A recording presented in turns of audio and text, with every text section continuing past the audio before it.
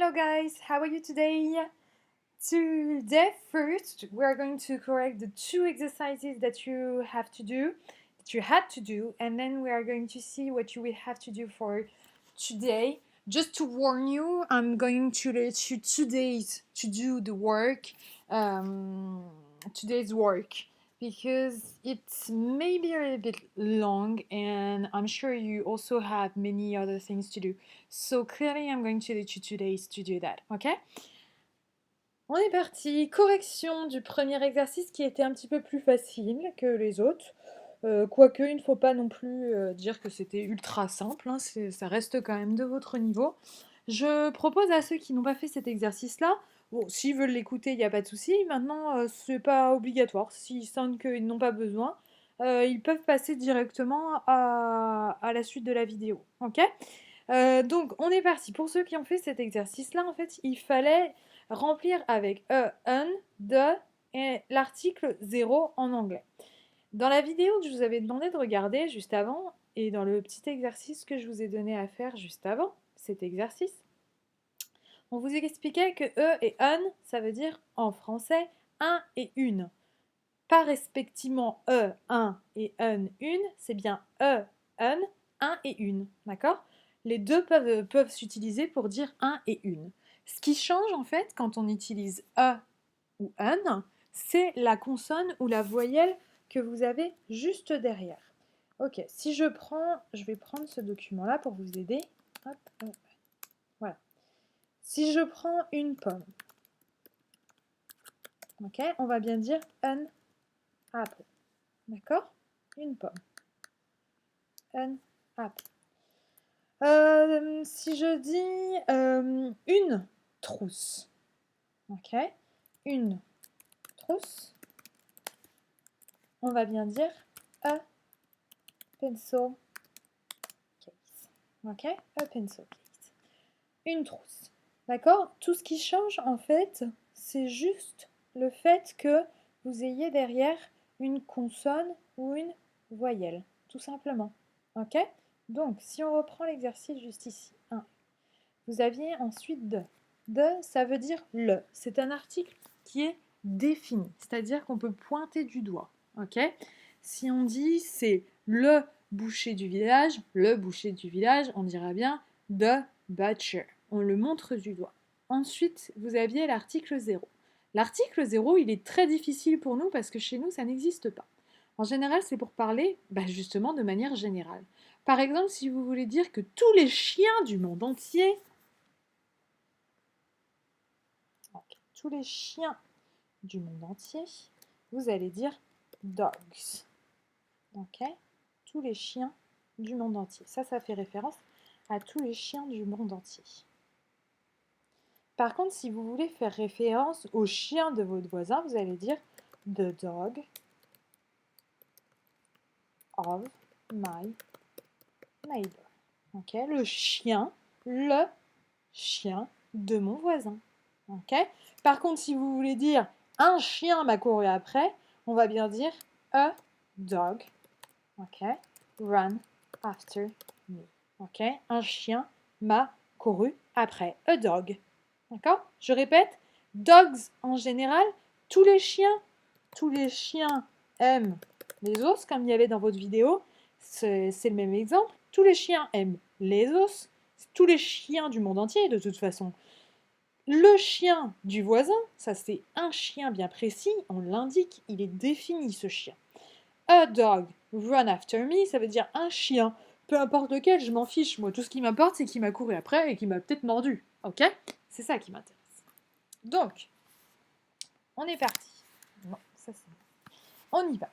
Si je reprends l'exercice, on dira bien la fille qui mange une glace est ma sœur. The girl eating an ice cream is my sister. Ok? Nous avons bien une voyelle derrière. Ice prendra donc un devant. An ice. D'accord? Parce que même au niveau de la... Quand vous parlez, en fait, c'est beaucoup plus facile. An ice cream plutôt que a ice cream. Ok? Vous voyez, c'est plus assuré. Alors que là, an ice cream. Voilà. So the girl eating an ice cream is my sister. Ok. Celui-là était plus compliqué. She has a sweet tooth and she likes sweet fruit. Elle a en fait un penchant pour le sucré. En fait, en anglais on dira la dent sucrée. Ça veut dire que c'est une personne qui aime bien manger du sucre. Ok, elle a une dent sucrée. Ok. She's wearing a pink t-shirt. Elle porte un t-shirt. On s'en fiche. Elle en porte un quelconque. Ok.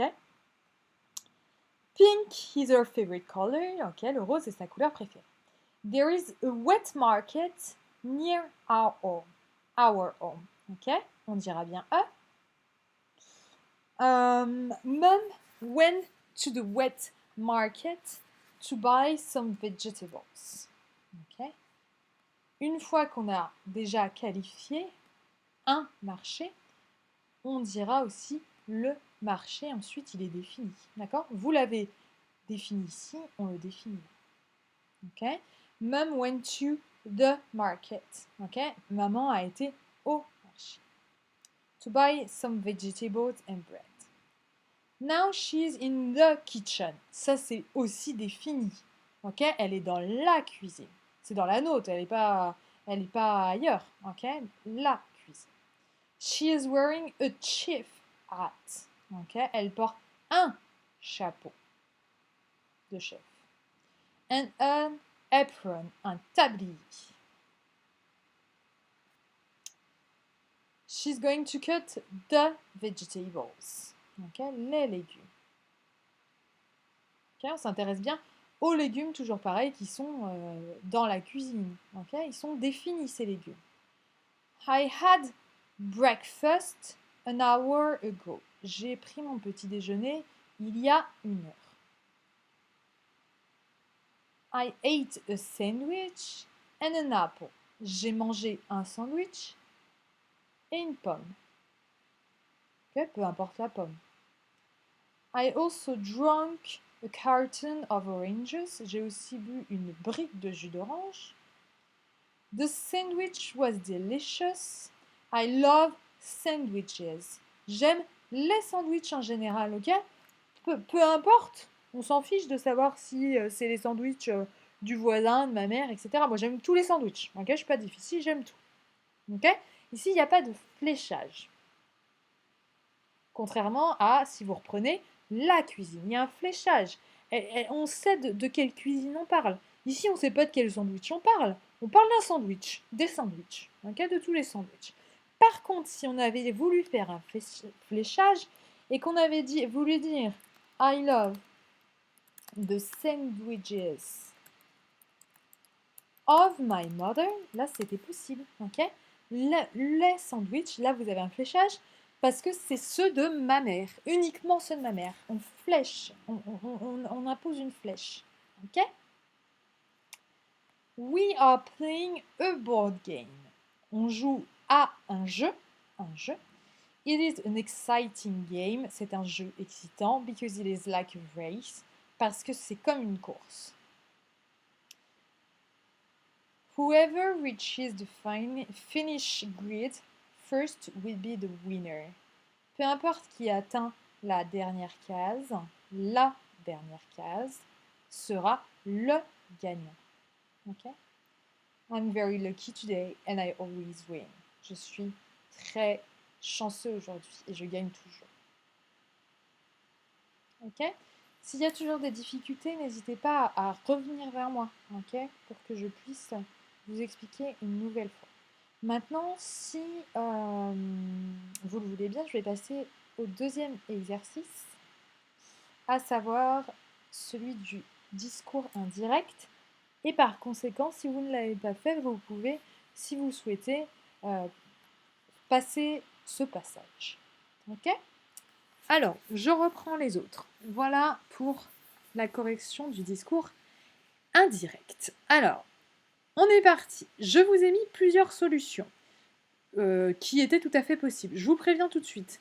Il se peut des fois que vous voyez une fille et que moi je vois un gars, ou que vous voyez un gars et moi je vois une fille. Alors ça, c'est pas grave, il n'y a aucun souci. Ok? Tant qu'on arrive à concorder au niveau des pronoms, il n'y a aucun souci. Ensuite, je vous ai proposé soit de mettre ça, soit de mettre said au passé, soit de mettre says au présent. Ok? Donc vous avez le choix, enfin vous aviez le choix, pardon, entre les deux, peu importe, ça m'est égal. Donc moi je vous ai mis les deux comme ça, au moins vous avez la correction pour les deux. Ok, on commence. La numéro 1, qui est juste en haut, elle dit she says that she loves this teacher. Ok? Elle a dit qu'elle aimait ce professeur. On pourrait même dire, pour être plus précis encore d'ailleurs, vous allez voir, je l'ai fait après. Hop, on pourrait même dire that teacher. This n'est pas mauvais, mais on pourrait même dire that teacher, pour la simple et bonne raison que le that, en fait, il renvoie à quelque chose encore plus extérieur à la sphère, d'accord? This, c'est plutôt la sphère qui se rapproche de nous, et that, c'est plutôt la sphère qui s'écarte de nous. Ok, alors, les deux sont possibles. C'est vraiment la différence est ténue. Donc, vraiment, je vous embêterai pas avec ça. Il n'y a aucun souci. Si vous avez une idée, c'est pas grave. Ok, she says that she loves that teacher. She said that she loved that teacher. Ok, on a une différence. Soit vous m'avez mis du présent et du coup, concordance des temps, vous me mettez du présent derrière. Soit vous m'avez mis du passé et du coup, concordance des temps oblige, vous me mettez du passé derrière. Ok, ça c'est la règle, ça sera toujours la règle. Elle dit qu'elle aime le professeur, qu'elle aime ce professeur. Elle a dit qu'elle aimait. Voilà, c'est pareil en français. Concordance des temps. S'il y a du présent au début, il y a du présent à la fin. S'il y a du passé au début, il y a du passé à la fin. Ok. Ok. Deuxième phrase. Il disait we want to play Quidditch. Ok. They say they want to play Quidditch. Ok. Ils disent qu'ils veulent jouer au Quidditch. They said that they wanted to play Quidditch. Toujours pareil, présent, présent, passé, passé. Ils ont dit qu'ils voulaient jouer au Quidditch. Ok. Peut-être qu'il y a la question encore du date qui va remonter. Le que, vous n'êtes pas obligé de le traduire, comme je vous en avais déjà parlé quand on avait vu avec Hunger Games. Vous n'êtes pas obligé de le traduire. Simplement, traduisez-le quand la phrase se fait un peu trop longue. Sinon, on va avoir du mal à comprendre. Okay, le que, on n'est pas obligé de le traduire, sinon, mais traduisez-le lorsque la phrase est trop longue. Troisième exemple. On avait I can make a magic potion. He says that, or he says, he can make a magic potion. Il dit qu'il peut faire une potion magique. He said that he could make a magic potion. Il a dit qu'il pouvait faire une potion magique. Quatrième, she says that she wants Harry Potter to ask her out. Elle dit qu'elle veut que Harry Potter lui demande de sortir avec elle. She said that she wanted Harry Potter to ask her out. Ok. Toujours pareil, présent, présent, passé, passé. Et faites attention, en plus, ici, il y avait le pronom à changer, her. Et non pas, comme elle peut le dire, me. Ok. Ok, number 5. She says Harry Potter is her best friend. Ok, elle dit que Harry Potter est son meilleur ami. She said that Harry Potter was her best friend. Elle a dit que Harry Potter était son meilleur ami. 6. She says that a hole brought her a letter today. Elle dit que son hibou lui a apporté une lettre aujourd'hui. Ok? Attention, ici, vous avez bien, hop, si je remonte, brought, juste ici. My owl brought me a letter today. Elle dit bien ça au passé. Le verbe est déjà au passé. Par conséquent, nous allons garder au passé. Je vous explique avec cette petite frise chronologique. Ok? Au moment où elle le dit, là, on est bien au présent. Mais l'action d'apporter. Ok, c'est l'hibou qui l'a fait dans le passé. Donc l'action, elle est bien située dans le passé. On est d'accord? Donc on va la laisser dans le passé. C'est pas en ce moment-là que l'hibou est en train de lui apporter quelque chose, une lettre. Non. Là, en ce moment, elle est en train de parler. Elle parle et elle dit que plus tôt dans la journée, on lui a apporté. D'accord? Donc il y a bien un décalage entre les deux actions. Là-dessus, on est bien d'accord. Donc, si je reprends mon exercice, she says that her owl brought her a letter today. Elle dit que son hibou lui a apporté une lettre aujourd'hui. Par contre, si vous l'avez mis au passé, she said that her owl had brought her a letter today. Elle a dit que son hibou lui avait apporté une lettre aujourd'hui. Ok? Lui avait. Vous voyez la différence entre lui a et lui avait? C'est-à-dire que si là, on se situe déjà dans le passé, si vous dites que ça, c'est déjà du passé, il va falloir utiliser le passé du passé. Oh là là, ça devient compliqué. Et le passé du passé, c'est simplement had brought. Ok? C'est tout simplement ça. Had brought. C'est had plus le verbe derrière, troisième colonne, toujours pareil. Avait apporté. Lui avait apporté. Ok? Ça, c'est la concordance des temps, bien entendu. N'hésitez pas vraiment à m'envoyer un message si c'est pas clair. Je pourrais toujours revenir dessus avec une vidéo parce que là, je vous le fais un petit peu comme ça. J'espère que ça reste clair, hein, donc n'hésitez pas. Je peux entendre parfaitement que ça soit pas clair pour vous. He says that Harry Potter is his hero. Il dit que Harry Potter est son héros. He said that Harry Potter was his hero. Pas de difficulté ici. He says he misses his parents. Il dit que ses parents lui manquent. He said that he missed his parents. Il a dit que ses parents lui manquaient. Harry Potter says he has got a new broom. Harry Potter dit qu'il a un nouveau balai. Harry Potter said that he had got a new broom. A dit qu'il avait un nouveau balai. He asks why he has to stay in that school. Il demande pourquoi il doit rester dans l'école. He asked why he had to stay in that school. Toujours pareil, présent, passé. Et en plus de ça, vous voyez que la forme de la question n'est plus là, ok? Parce que c'est plus une question, ok? Donc on enlève le do, c'est plus une question. Encore une fois, ça on l'avait vu avec le discours dans Hunger Games. N'hésitez pas à reprendre si vous avez besoin. Ok, he tells that he doesn't understand that book. He told that he didn't understand that book. Pas de difficulté particulière ici. She tells that they learn how to make a spell. Ok, she told that they learned how to make a spell. Ok, donc elle dit qu'ils apprennent comment faire un sort. Elle a dit qu'ils apprenaient à comment faire un sort.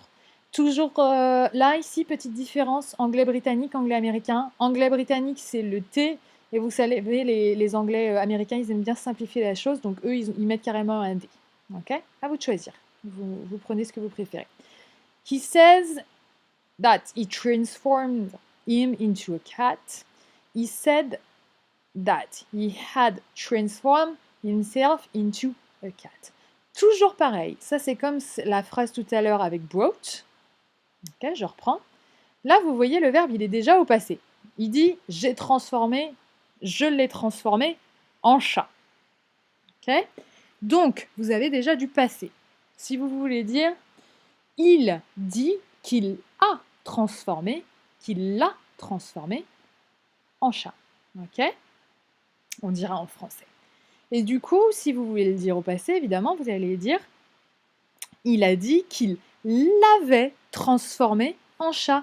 Exactement la même chose, ok? Qu'il l'avait transformé en chat.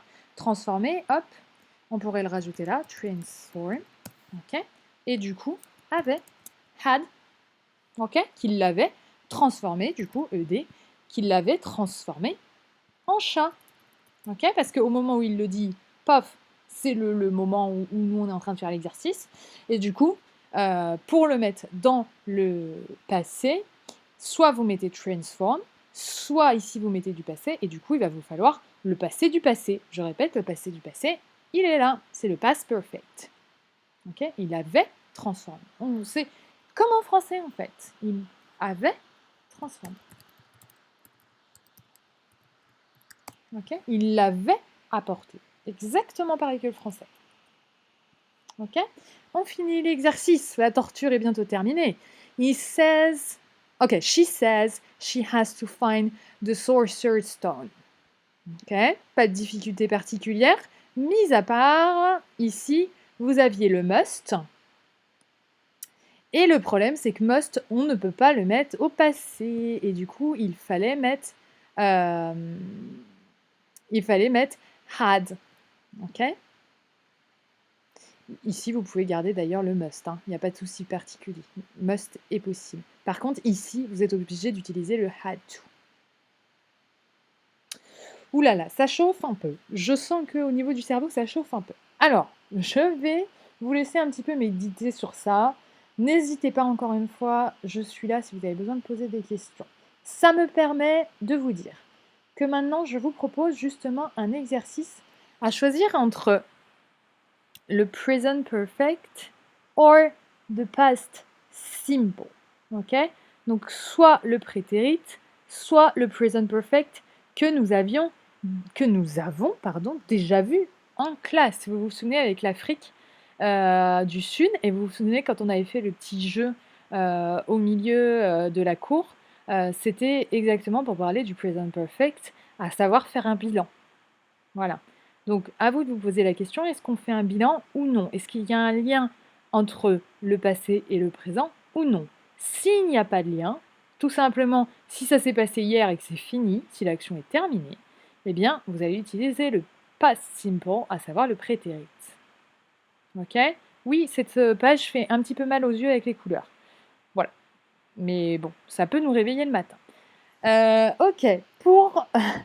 Donc cette feuille-là est plutôt plus difficile, à un niveau plus relevé. Ok?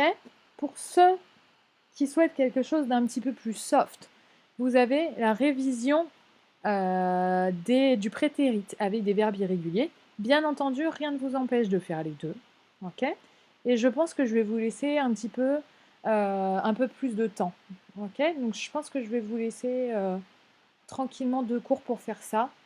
Pour ceux qui choisiraient vraiment les crosswords, juste ici, je vous demande d'en profiter pour réapprendre. Ok? Ne perdez pas votre temps juste à faire l'exercice. Je vous demande par derrière de les réapprendre et éventuellement même de revenir dans la liste que je vous ai donnée dans votre cahier. Parce que ça, l'année prochaine, on ne va pas vous faire de cadeaux en seconde. Il faut que les verbes irrégulier, il faut qu'il soit su. Encore que vous n'arriviez pas à maîtriser le present perfect, ça se comprend, parce que c'est très difficile. Mais les verbes irréguliers, ça, c'est pas possible. Ok? On ne peut pas aller en seconde générale si on ne les sait pas. Et puis d'ailleurs, on ne peut pas aller en seconde tout court si on ne les sait pas. Peu importe la seconde, d'accord? Parce on va forcément vous en demander l'année prochaine, peu importe votre seconde. Et puis, bon, c'est important si vous voulez partir à l'étranger plus tard, ok? Même en vacances. Donc n'hésitez pas s'il y a la moindre question, si ma vidéo n'a pas été claire, etc. Je suis toujours à votre écoute. Goodbye!